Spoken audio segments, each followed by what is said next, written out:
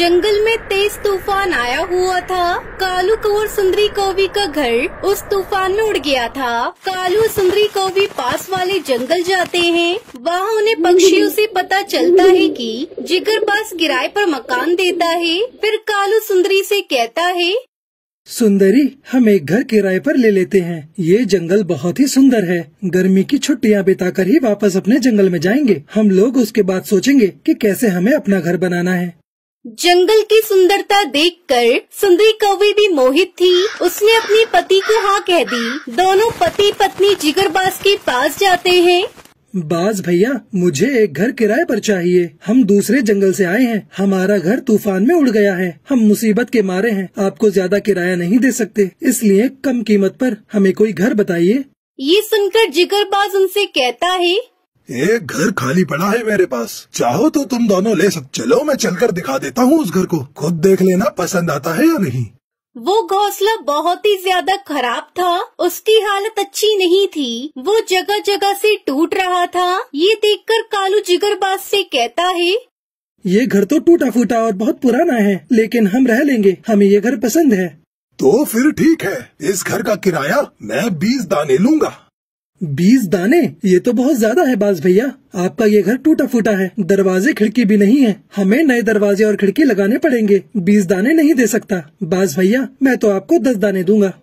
नहीं कालू, मैं तो 20 दाने ही लूँगा। तुम्हें घर किराए पर चाहिए या नहीं? सुबह सुबह पता नहीं कहाँ से आ जाते हैं। जल्दी बोलो, नहीं तो मैं चलता हूँ। मेरा ज्यादा समय बर्बाद मत करो। ठीक है बाज भैया, हमें किराया मंजूर है। ये लो एडवांस के 10 दाने।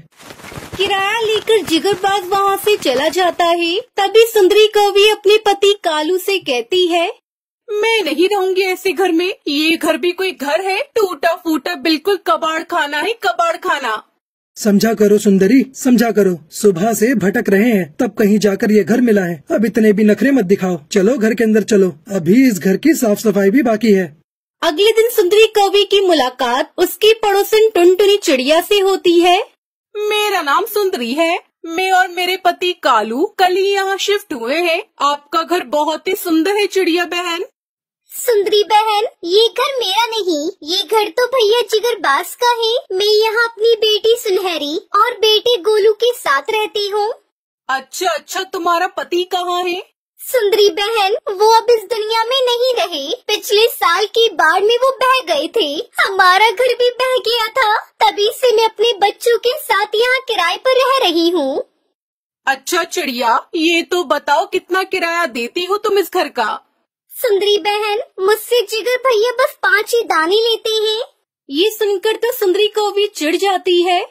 अच्छा, तुमसे बस किराए के 5 दाने, वो भी सुंदर घर के? मनहूस जिगरबाज हमसे टूटे फूटे घर के 20 दाने लेता है। ये कहकर सुंदरी कौवी भागी भागी नदी पर जाती है, जहाँ कालू को वो ताजी हवा का आनंद ले रहा था। अरे कालू, हम लुट गए, बर्बाद हो गए। वो मनहूस जिगरबाज हमसे 20 दाने लेता है, वो भी टूटे फूटे घर के। और हमारी पड़ोसन टुनटुनी चिड़िया से वो बस 5 दाने लेता है। उसका इतना सुंदर घर है। आने दो सुंदरी उस डाकूबाज को।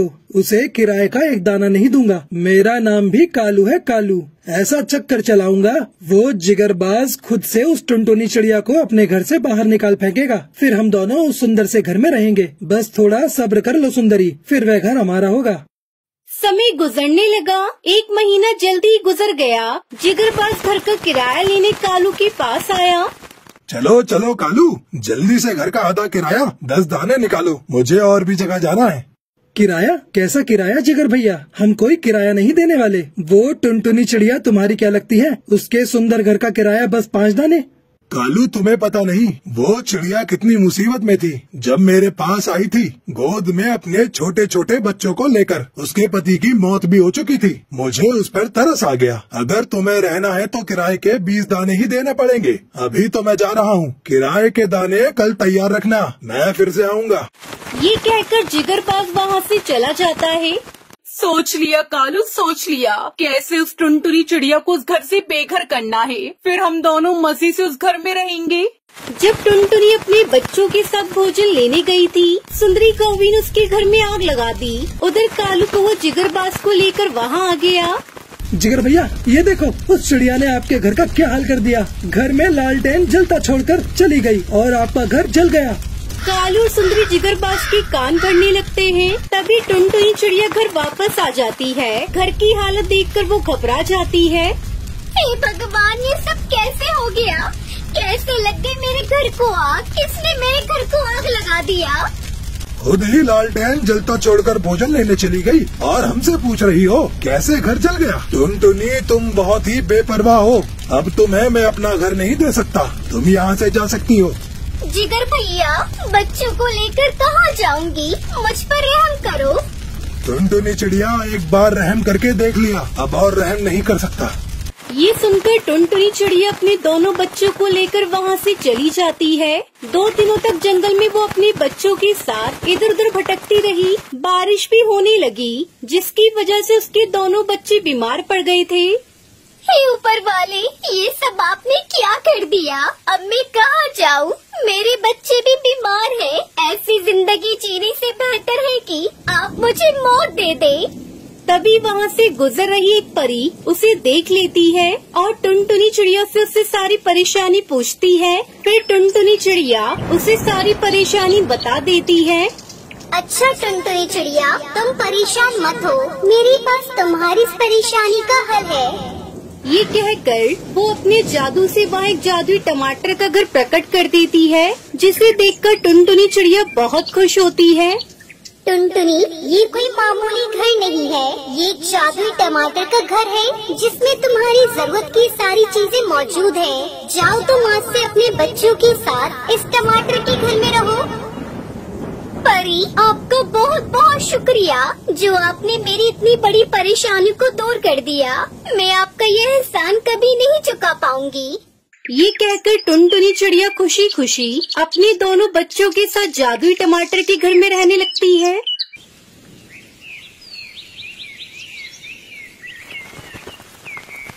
रामपुर के जंगल में तेज बारिश हो रही थी। पक्षियों के घरों में रखे दाने खत्म हो चले थे।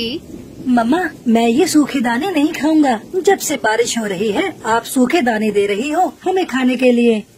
गोलू, जिद मत करो, बस थोड़ी ही दाने बची हैं। तुम दोनों भाई बहन आधा आधा बांट कर खा लो। अगर बारिश नहीं रुकी तो कल से ये भी खाने को नहीं मिलेगा। उधर कालू सुंदरी कौवी भूख से बेहाल थे। अरे कालू, ये बारिश तो रुकने का नाम ही नहीं ले रही है। मेरे पेट में चूहे दौड़ रहे हैं और तो और मुझे भूख के मारे चक्कर आ रहे हैं। अरे कालू, कहीं से भी भोजन लेकर आओ ना, नहीं तो मैं मर जाऊंगी। मर ही जाओ, तुमसे मेरा पीछा तो छूटेगा, फिर मैं दूसरी शादी करूँगा। कालू, तुमने मुझसे कुछ कहा क्या? नहीं सुंदरी, मेरे दांत बज रहे हैं, बारिश की वजह से ठंड लग रही है। वहीं टुनटुनी के दोनों बच्चों में लड़ाई हो रही थी। मम्मा देखो ना, ये सुनहरी सारा दाना खा गई और मुझे भूख लगी है। मम्मा सुनहरी, तुम बहुत शरारती हो गई हो। सारा दाना अकेले ही खा लिया। इतनी तेज बारिश में मैं कहाँ जाऊंगी भोजन लेने के लिए? गोलू, तो रो मत, मैं कालू भैया से थोड़ा भोजन मांग कर लाती हूँ। ये कहकर टुनटुनी चिड़िया भोजन लेने के लिए कालू कौवे के घर जाती है।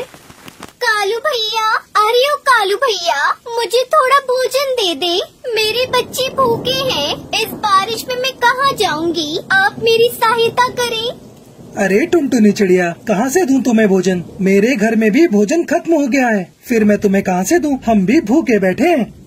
अच्छा कालू भैया, ठीक है, मैं भोजन की तलाश में जा रही हूँ। बच्चों को कैसा भूखा रखूँ? आपको मेरे साथ चलना है तो चले, हम दोनों मिलकर भोजन को तलाश करेंगे। हाँ टुनटुनी चिड़िया, खाना तो पड़ेगा ही। सुंदरी कौवी भूख से तड़प रही है, उसे भी खाना ला कर देना है। चलो, मैं तुम्हारे साथ चलता हूँ। टुनटुनी चिड़िया कालू कौवा तेज बारिश में निकल पड़ते हैं भोजन की तलाश में। तभी टुनटुनी चिड़िया को एक पेड़ के नीचे लाल पोटली दिखाई देती है और वो वहाँ रुक जाती है। अरे कालू भैया रुकिए, वो देखे, वहाँ एक पोटली पड़ी है, जरा देखे तो सही उसमें क्या है। हाँ खोलो खोलो टुनटुनी चिड़िया, देखो तो इसके अंदर क्या है। ये सुनकर टुनटुनी चिड़िया उस पोटली को खोलकर देखती है तो उसमें बहुत सारे चावल थे। ये देखकर वो खुश हो जाती है।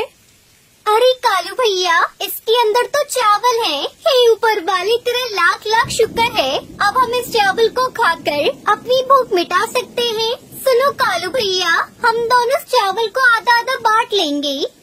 हाँ टुनटुनी बहन, बारिश बहुत तेज है, जल्दी से कहीं छुपने की जगह देखते हैं, नहीं तो सारा भोजन भीग जाएगा।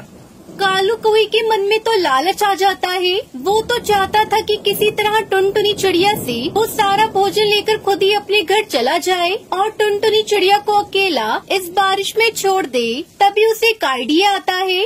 अरे वो देखो चिड़िया, वहाँ एक घर नजर आ रहा है, वहीं चलते हैं हम दोनों। जब तक बारिश नहीं रुकती हम वहाँ इंतजार करेंगे।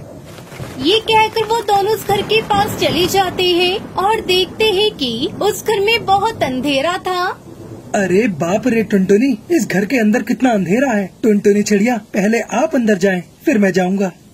ठीक है कालू भैया, मैं पहले अंदर जा रही हूँ, आप मेरे पीछे पीछे आए। टुनटुनी चिड़िया जैसे उस घर के अंदर जाती है तो कालू झट से दरवाजा बंद करके चावल की पोटली लेकर वहाँ से भाग जाता है। अरे कालू भैया, दरवाजा खोले। कालू भैया, दरवाजा खोलो, मेरे बच्चे घर पर अकेले हैं। आपने दरवाजा क्यों बंद कर दिया? मुझे घर जाना है। कालू भैया, दरवाजा खोलो। मैं जानती हूँ ये सब आपने उस चावल की पोटली की वजह से किया है। आप मुझे यहाँ से बाहर निकाले, चाहे आप वो पोटली ले लेना। पर कालू उसकी एक नहीं सुनता और वहाँ से चला जाता है। वहीं उस घर में रहने वाला हरिया तोता उससे बोलता है। कौन है मेरे घर में, और दरवाजा किसने बंद किया? काका जी, मैं हूँ टुनटुनी चिड़िया। मैं अपने बच्चों के लिए भोजन की तलाश में आई थी। दुष्ट कौवे ने दरवाजा बंद करके वो यहाँ से भाग गया। मेरे बच्चे भूखे हैं और मेरे इंतजार कर रही हैं। मैं क्या करूँ, कैसे घर जाऊँ? चिड़िया, तुम चिंता मत करो, ये दरवाजा बाहर से बंद है, मैं भी इसे नहीं खोल सकता। लेकिन थोड़ी देर के बाद मेरा बेटा आने वाला है, वो बाहर गया है, उसी ने दरवाजा खुला छोड़ रखा था। जब तक मेरा बेटा आता है तुम ये बांस के पकौड़े खाओ। मेरे बेटे को बांस के पकौड़े बहुत ही पसंद हैं। मैं उसी के लिए ये बांस के पकौड़े बना रहा था।